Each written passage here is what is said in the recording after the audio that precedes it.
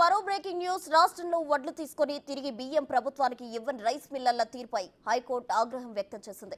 ప్రభుత్వం నుంచి వడ్లు తీసుకుని తిరిగి బియ్యం అప్పగించకపోవడంపై ఫైర్ అయింది. సూర్యాపేటలోని ఓ రైస్ మిల్ యజమాని దాదాపు 64 కోట్ల రూపాయల విలువైన బియ్యాన్ని ప్రభుత్వానికి తిరిగి అప్పగించకపోవడంతో రెవెన్యూ, సివిల్ సప్లైస్ శాఖలు రికవరీకి సిద్ధమయ్యాయి. ఇందులో భాగంగా మిల్లును స్వాధీనం చేసుకోవడానికి అధికారులు రెడీ అయ్యారు.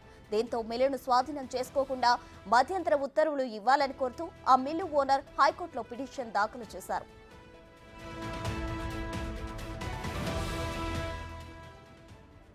దీనిపై జస్టిస్ విజయసేన్ రెడ్డి బుధవారం విచారణ చేపట్టారు. ఈ సందర్భంగా మిల్లర్ల తీరుపై ఆయన కీలక కామెంట్లు చేశారు.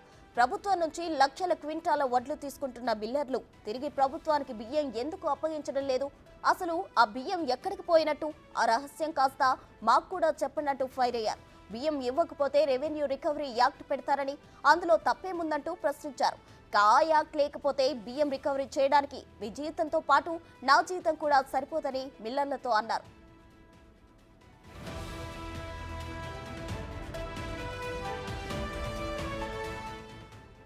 రాష్ట్రంలో రైస్ మిల్లర్లకు ప్రభుత్వం ఇస్తున్న వడ్లను బియ్యంగా మార్చి తిరిగి ఇవ్వడం లేదు.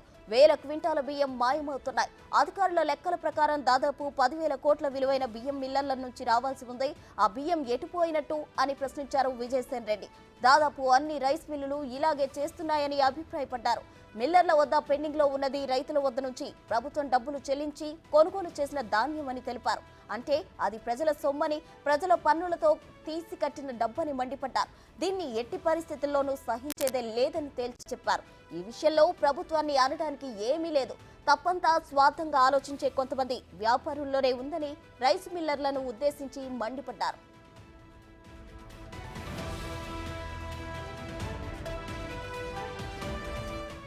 కొందరు మిల్లర్లు ప్రభుత్వానికి ముక్కిపోయిన బియ్యం ఇవ్వడంపై కూడా జస్టిస్ విజయసేన్ రెడ్డి ఆగ్రహం వ్యక్తం చేశారు. అలా ఎలా పంపిస్తారని ఆగ్రహం వ్యక్తం చేశారు.